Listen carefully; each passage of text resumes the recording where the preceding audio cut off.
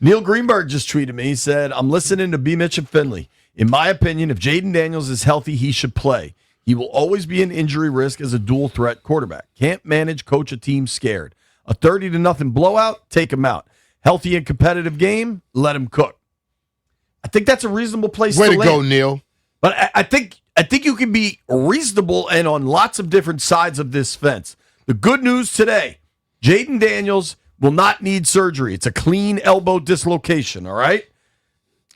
That just sounds so weird to me. Clean elbow dislocation. I know. He's not going no matter how clean it is, that SOB hurts. He's not going to go on IR. Woo. He's got options, okay? They'll decide after the bye week what they're going to do. If he's healthy, should he play? Let's start with Alvin down in Richmond. What's up, Alvin? Look, how you doing, JP?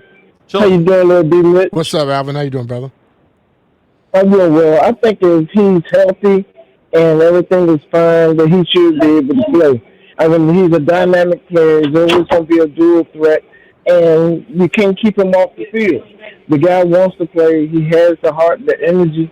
Put him out there. Like you said, you can't help him. You can't hide him forever. You have to put him out there. And one other thing, and correct me if I'm wrong, but hasn't the running game gone down since Trent Scott has been out and off the field?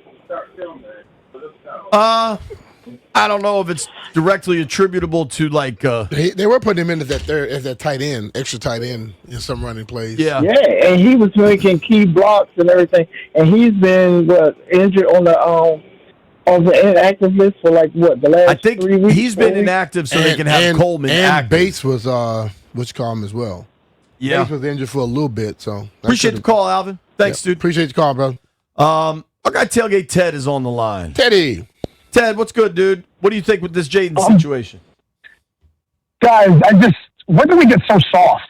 I don't understand. People complained all preseason that Jaden didn't throw a single pass, right? And now, if the young man is healthy and if he gets cleared, and to me the caveat is if the offensive line in front of him is healthy, he needs reps.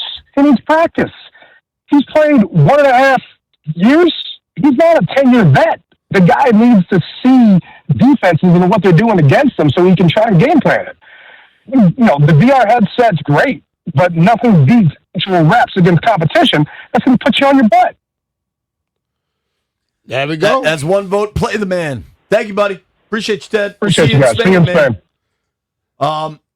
Again, I think you can have different viewpoints on this. Jeff, you look like you want to chime in here, bro. Oh, I was just stretching, but of course look, if he's healthy, the team is trending the right way. Shoot, even if the team is not trending the right way. That's the bigger question. If they win the next two and they're 5-6 at the bye week, hell yeah, Jaden's playing. If they lose the next two, I don't know. Even if they lose the next two, JP, we all know when that clock is just started, we all have a chance. We have a chance with 5 in the game, right? Now, how I would play it, he's healthy, he's going to play every game, he's going to start every game. But if it comes to like how it was last game, when we're down 31-7, going into the fourth quarter, we're going to take him out. But I don't think we should just call his season quits just because he got hurt. That's football. I think there's a big difference, to your point, Jeff. There's a big difference in being down 30 in the fourth quarter of a game that you're not going to win versus having 5 games left and just saying, he's not going to play because we're keeping him right for next year. Yeah. Like if he comes back and we're talking about Denver Sunday Night Football and what is he up? The question I would ask is, what if they're up by 14-20? You want him to come out? You want him to stay in? We've seen weirder things happen. If they get up 30, you could pull them. If you get up 30, yeah. That was the case. That's why I put it at a point spread where people have to think, because where does this go? Where do we stop being overly concerned and then let it happen? Because listen, the one person who has to make a step forward is going to be Jay, where he's going to have to learn sometimes. Like I listen, in my eyes, he has nothing else to prove to me. I already know he's a tough SOB. Right. I know he wants to be out there. So I don't need to prove nothing else to me. Just make sure you take care of yourself because he's not just a football player. He's basically the damn CEO of this thing. I'm not even saying it's to prove anything, but it's just like you are a football player. Go play. Yeah, but You're it's like people go, well, he needs this. No, he don't have nothing to prove. He does needs the reps and all, but understand, the healthier you are, the more reps you can get. Totally. It's all predicated on health. Yeah. Period. And he's got to be fully cleared, fully healthy, right? But the thing I circle back to, the last 4 games of the year are division games. Like, as much as we can count them out a million different ways, if you could rattle off 4 straight division wins, that's going to give you a chance at postseason football. Yeah, yeah. And so, yeah. I think to blanket say shut him down is crazy. I think you got 4 division games to finish the year out. The mindset that we have had, that people always say, take one game at a time, this is what we better damn well do. One game at a time. One game at a time based off of how we're going to win. One game at a time on this decision of if he's going to play or not. We can't get too far of ourselves. We can't, far ahead of ourselves. Just let things come to it. Let's take care of this week, and then we'll move on to the next.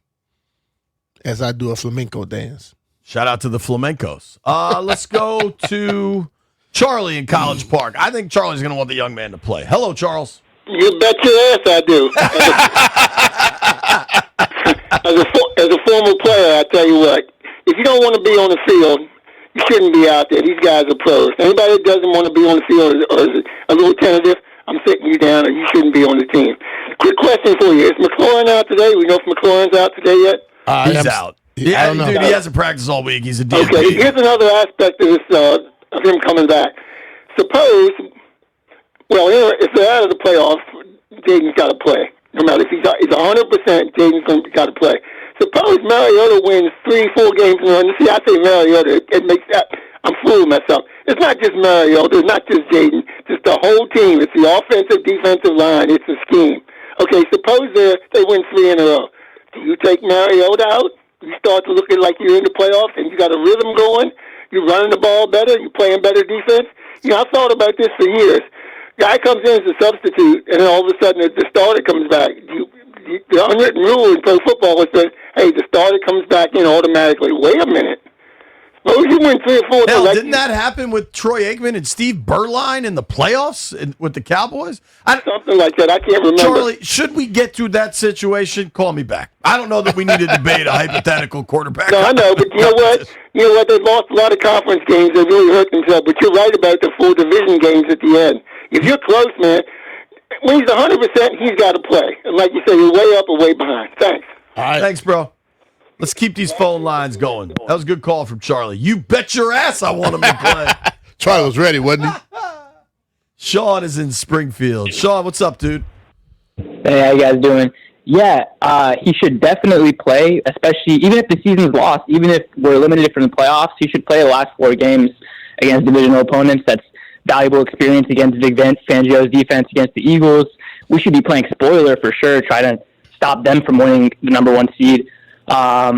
And one caveat, though, if Terry's not out there, it is a little risky. But if your mentality is, we should shut him down because the season's over, you're going to be scared of him getting hurt next year, too, just if you don't want him to play at all. So I don't think that makes sense. But, yeah, I would prefer if Terry's out there just because sometimes throwing to those receivers can get you hurt. All right, baby. Yeah, I think it's a wait and see, man. And thank you for the call, That's Sean. what it has to be that, and let's understand one thing. I know we all play fantasy football these days. We have all gotten good, but we are not general managers. Well, Doug, the only comparable situation I can think of, and maybe it's not comparable, but for the folks that are advocating to shut him down, I just saw a tweet from this dude, Jay, on Twitter. He said, "Good news. Now, as I said before, sit him. I see this as a sign from the football gods. Protect him. Keep him away from getting any worse injury. We escaped one. Don't gamble on a losing season. If we were winning, sure. And for the chemistry crowd, most of these guys will be gone next season." So that is a viewpoint. Yeah. The only comp I could think of for that, and maybe this is just me being too hyper-local, I guess, the Strasburg shutdown. Yeah. Now, that was a winning season, and they still shut them down. Yeah. But then again, let's be real. Strasburg injury was to his arm, right arm, right? Am I right? His throwing arm, right? Yeah. So if Jaden injury was to his right arm, I understand. It's not to his right arm. And in pitching, in baseball, that's the most valuable thing you have, your right arm. So I can understand the protecting him. And the way pitchers are taken care of and coddled any damn way, I see it's not football, bro. So I understand, and like you said, that dude's comments make you think about some stuff. But still, it's two different sports, man. Two totally different sports. Totally. I'm not advocating one way or the other. I think where I have landed is it is smart to keep your options open. If you came out and said, we're putting him on IR, he's done for the year, we want to protect him, I think it's premature. You're allowed to take your time. And we live in a microwave society, but there's nothing to prevent you from taking your time. And I think taking your time is the right move here. Probably so. Todd, calling from the DMWV. By God, West Virginia. What's up, Todd? Hey, what's up, guys? What's up, Todd? I just want to say you live by the sword and you die by the sword. I was in agreement with your earlier caller about, yeah, man, let's get Jaden back on the field of play, get him to be the spoiler that I think that we can be, because I think the season's a scrub. But he needs to learn how to slide, guys. Keep sliding, because it's so nerve-wracking, to say the least. Yeah, to watch him go out there. He's such a talent. But I say play him. Yeah, if he's good to go. Thank God it wasn't his throwing arm. But I just wanted to congratulate you guys for the platform that you guys have on Monumental. I miss watching you all's pregame and postgame on the old Comcast. I'm a 52-year-old Redskin, a.k.a. Commander fan since I was 6. And, it's nice to see you guys on the TV screen, guys. Appreciate you, God brother. bless y'all, and, keep doing great at your art. Take care, guys. Thank you very much. Appreciate it, Appreciate man. that. Thanks, dude. Shout out to Todd in West Virginia. That was a very kind phone call. Say shout out to the folks over at Lansdowne checking us out too, Jay. Shout out to the folks at Lansdowne. Yeah. Can we come play some golf? Yeah. Hook us up, Eddie. Come on, Eddie. Let's go to Eli in D.C. Eli, what do you make of the Jaden situation? Of course, I'd like him to play, but I kind of think of it like, when you was a kid and you was asking your mom for the next thing, and your mom said, you got to show me that you ready for this next thing. And I think I need receivers to show me, I need the team to show me that they ready for Jaden to come back, because he's going to have to, if we aren't winning in certain spots, it's going to be on him to do certain things. And I think if we just raised our level of play, he wouldn't have to do so much. So, they got to show me that you're ready for this cat to really come back. It's not on him. He has to be able to do his thing. He got to protect himself too. But a lot of times he's running around because there's nobody really open, and he's not able to throw the ball how he needs to. I'm more in line for him practicing.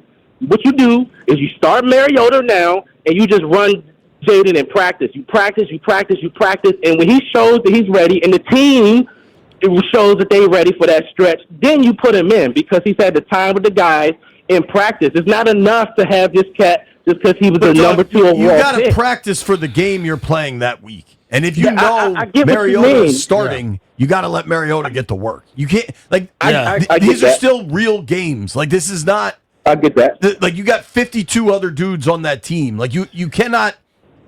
Yeah, but Football's a different sport. What he's saying about the other guys getting and lifting their games, I've agreed with that for the last few weeks. Where you don't want him to think he has to throw on his cape. You know what I mean? It's like, what was it Superman that ran into the phone booth? Yeah. So you don't want him to think he got to run into the phone booth. Just let him keep being Clark Kent. Exactly. So Appreciate the call, give Eli. him some time, man. Appreciate y'all. it, brother. All right, man. Keep these phone lines going. Bruce is in Bailey's Crossroads. What's up, Bruce? All right. Hey, how we doing? Chilling, man. My personal opinion on this is simple. Being that football is a complementary game, if you put him back there until you got a line that can give him 3 seconds and can start opening holes for the running game, he's a sacrificial lamb for the rest of the season. See, but basically what you're saying is exactly what the caller before you said. They got to improve around him. If you feel you're gonna do that chance, they got to improve around him. And listen, sometimes you can have the same people blocking. Just get a better blocking scheme. Get some help sometimes. Exactly. I mean, you know it from playing the position even in college. You know that the simple alignment gets changed out, your play changes. Mm-hmm. So when you got the alternations that have been happening this year with the line, you put him back there with the line that he's had, he can't be Jayden Daniels if you can't give him 3 seconds. Well, I mean, to your point, Brian has said this before. Joe Theismann has said this repeatedly, that as much as quarterback's the most important position on the field, it's also the most dependent position on the field. Totally. And I think, honestly, not having Terry for the bulk of the season, I don't know that Jaden and Terry played together for what, like a game and a half, maybe? Yeah. I think that's had such a massive impact on this offense. Yeah. Like to the point where if Jacksonville's serious about wanting to move Brian Thomas, which apparently they were taking calls at the trade deadline, and like I know that everybody's going to scream about the defense, and they're not wrong, but like you need I think Debo's going to walk in free agency. Like you need to add a young stud receiver that Jaden has trust in. Yeah. Well, that's true. That's but a at high the same priority time, for me. But at the same time, if the offense stops going 3 and out, then your defense isn't getting drained by the fourth quarter. Sure. Appreciate the call, point Bruce. there. Great call, bud. Bruce. Let's go to Zeke, our guy Zeke in Southeast. You want me to Zeke. break, Jeff? Jeff's giving me a motion like he's driving a car. Last one, man. Okay, last one. Zeke, what up? All right. What's up, fellas? What's up, brother? Hey, definitely, he should play if he's healthy. But to me, that's not even the issue. If Brian, you said this once, right? What's the definition of insanity? Doing the same things over and over and expecting a different result. That's Kingsbury. He's doing the same thing offensively over and over again, and we're getting killed. One thing I would like to see before Jaden gets back, I would like to see us. Why don't we run, heavy offense with focus on the run? We're the third leading rushing team. Bring in a tight end, bring in some extra bodies, and focus on the run. I'd rather do the New England offense where we're hitting our tight ends and our running backs out of the backfield. We don't have receivers right now, so why are we trying to force the ball down the field when we don't have – that's not our strength. Our strength is in the running game. Yeah, but we haven't been throwing the ball down the field, Zeke. We've been throwing the ball mediocre or short. We haven't thrown the ball down the field. Right. And that's why nobody drops beyond 15 yards. Right, and we're not going to throw it downfield. That's my point. I don't think we're going to throw it downfield even now. So my point is, just let's focus on running it. Hey, you got 8 in the box. Let us put 8 in the box, and let's see the best man win. I think our offensive line is more built for running than passing. Appreciate you, Zeke. Appreciate Thanks, you, brother. pal.